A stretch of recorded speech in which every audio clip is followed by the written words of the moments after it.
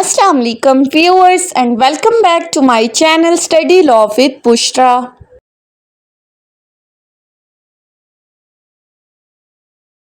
So in today's video we are going to start from section 8 of Election Act 2017. But before starting the discussion, I request you all to please subscribe to my channel and don't forget to press the bell icon for latest updates. Do share this video with your friends and don't forget to comment your feedback. So let's move towards the discussion. हम discuss कर रहे थे chapter 2 of election act, जिसमें हमने last video में section 3 से section 7 तक discuss किया था। आज की इस वीडियो में हम स्टार्ट करते हैं सेक्शन 8 से। सेक्शन 8 बात करता है power of commission to ensure fair elections. अब इस सेक्शन 8 में कमीशन की किन पावर्स के बारे में बात की गई है कि free and fair elections conduct करवाने के लिए कमीशन के पास क्या क्या पावर्स हैं। सो save is otherwise provided the commission में।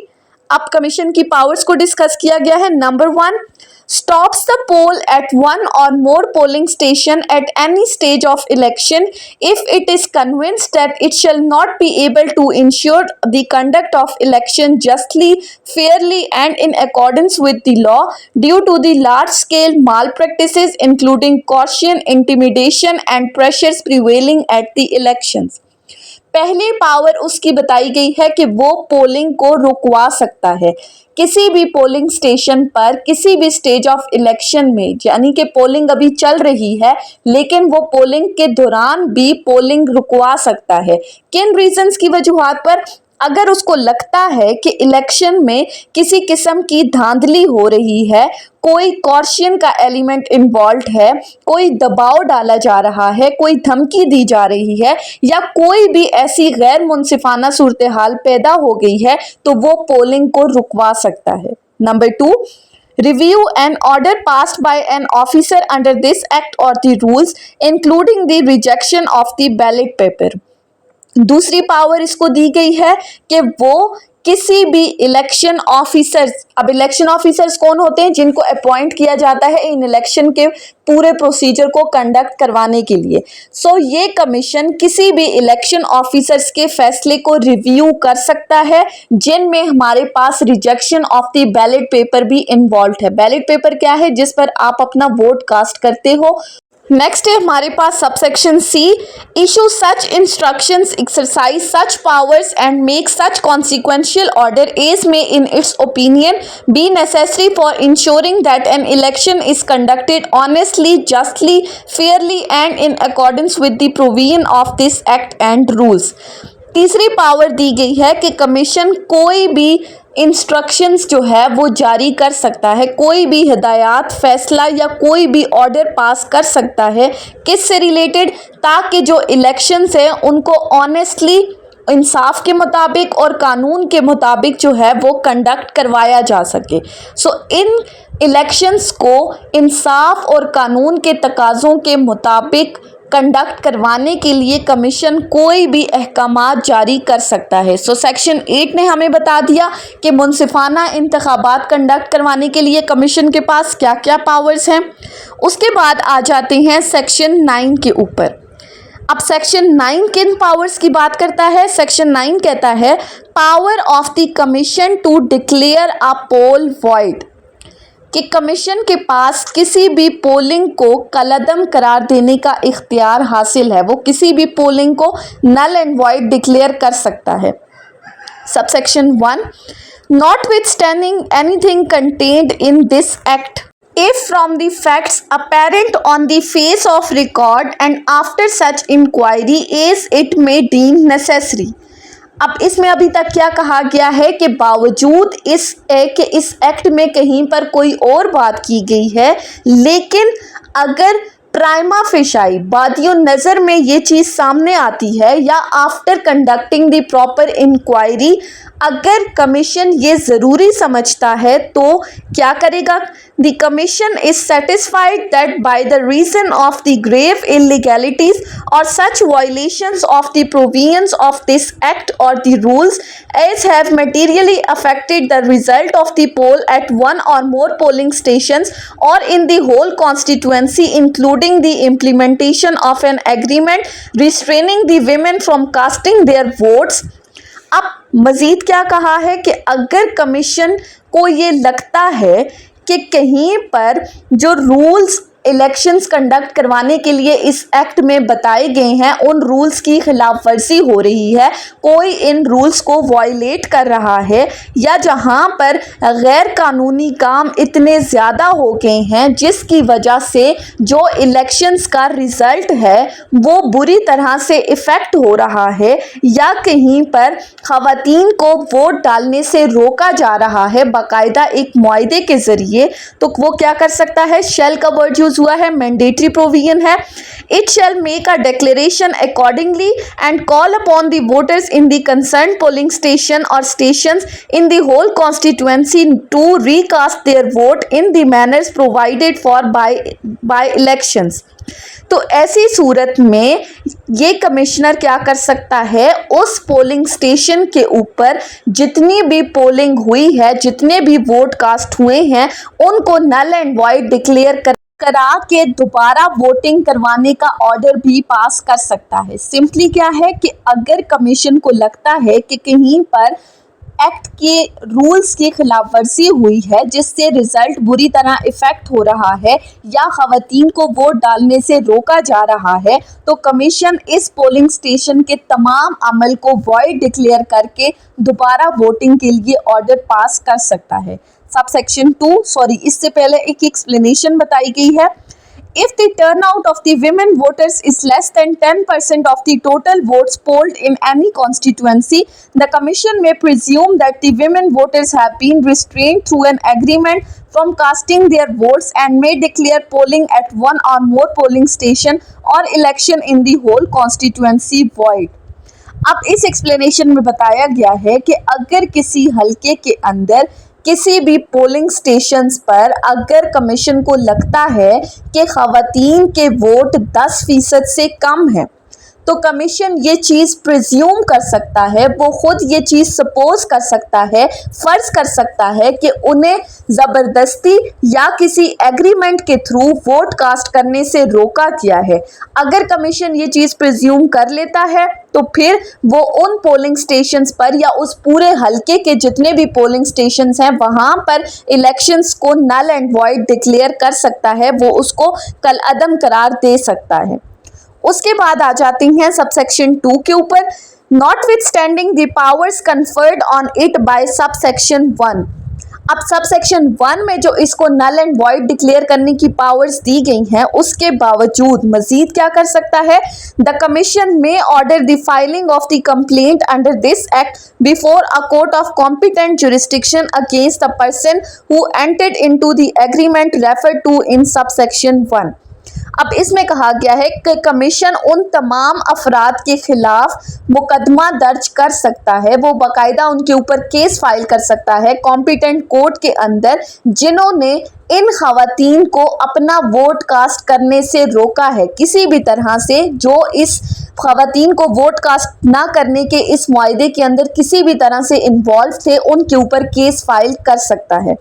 Subsection 3, notwithstanding the publication of the name of the returned candidate under section 98, the commission may exercise the powers conferred on it by subsection 1 before the expiration of 60 days after such publication, and where the commission does not finally dispose of the case within the said period, the elections of the returned candidate shall be deemed to have been final, subject to the decision of election tribunal on an election petition if any.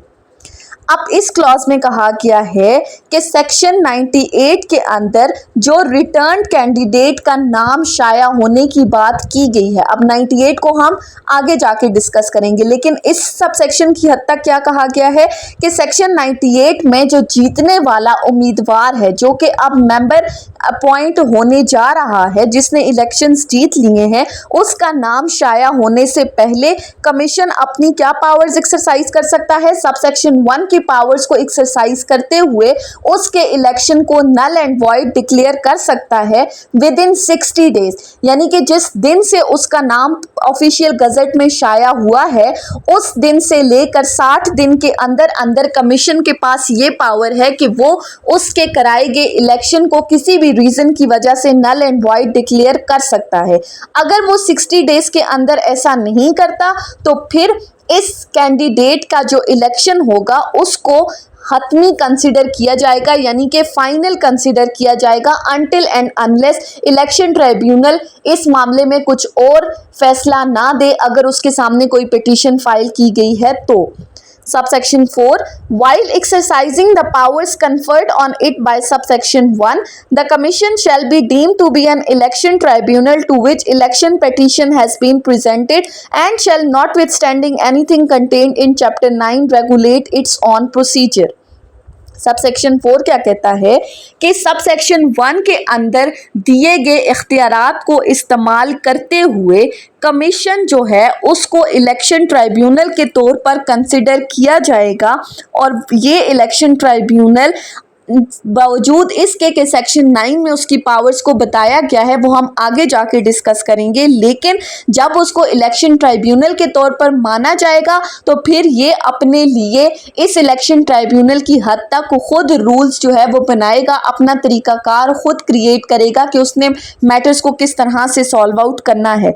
Subsection 5, any person aggrieved by the declaration of the commission under this section may within 30 days of declaration prefer an appeal to the Supreme Court. अब इसमें कहा गया है कि अगर किसी बंदे को इलेक्शन ट्राइब्यूनल के जारी करदा किसी भी फैसले के ऊपर कोई एतराज़ है, वो अपने आप को एग्रीव्ड कंसिडर करता है, तो वो 30 दिन के अंदर अंदर सुप्रीम कोर्ट में इलेक्शन ट्राइब्यूनल के फैसले के खिलाफ अपील फाइल कर सकता है।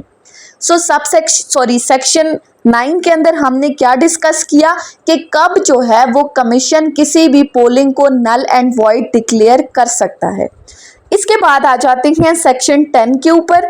सेक्शन 10 बात करता है power to punish for contempt. अब इस सेक्शन के अंदर तौहीन की सज़ा देने के इख्तियारात के बारे में बताया गया है। सेक्शन क्या कहता है, the commission may exercise the same power as the High Court to punish any person for contempt of the court and contempt of the court ordinance 2003 और any other law pertaining to the contempt of the court shall have the effect accordingly as reference to the court और the जज respectively to the commission और commissioner. अब simply इस section में कहा गया है कि अगर कमीशन कोई भी फैसला जारी करता है और अगर कोई बंदा उसके उस फैसले पर अमल दरामद नहीं करता, उसके फैसले को नहीं मानता, तो फिर इलेक्शन कमीशन उसको अदालत की तरह ही सज़ा देने का इख्तियार हासिल है। यानी कि जैसे हाई कोर्ट अपने फैसले ना मानने की सूरत में किसी बंदे पर कॉन्टेम्प्ट ऑफ द कोर्ट लगाती है, उसको पनिशमेंट देती है, इसी तरह ये इलेक्शन कमीशन भी उसको कॉन्टेम्प्ट की सज़ा दे सकता है। उसके बाद है हमारे पास सेक्शन 11। सेक्शन 11 क्या कहता है, expenditure charged upon the federal consolidated fund. अब इस सेक्शन 11 में अखराजात की अदायगी की बात की गई है कि अखराजात की अदायगी वफाकी फंड से होगी। Sub section 1, the remuneration payable to the commissioner, members and other officers and staff of the commission and all the administrative expenses and other expenditure relating to the commission shall be the expenditure charged upon the federal consolidated fund within the meaning of article 81। अब इस subsection में कहा गया है कि article 81 में जो federal consolidated fund को एक्सप्लेन किया गया है, अब यहाँ पर हम आर्टिकल 81 को डिस्कस नहीं करेंगे।